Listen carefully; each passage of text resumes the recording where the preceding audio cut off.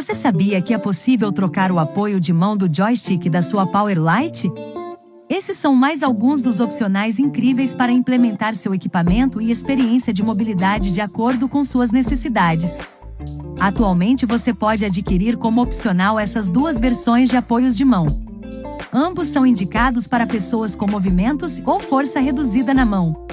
Este com formato côncavo para pessoas com poucos movimentos nas mãos, mas que conseguem fechar parte dos dedos para encaixar na pegada.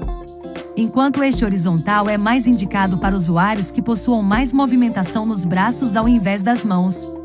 Ambos modelos também podem ser usados por conforto e melhor adaptação ao estilo de pegada. E aí?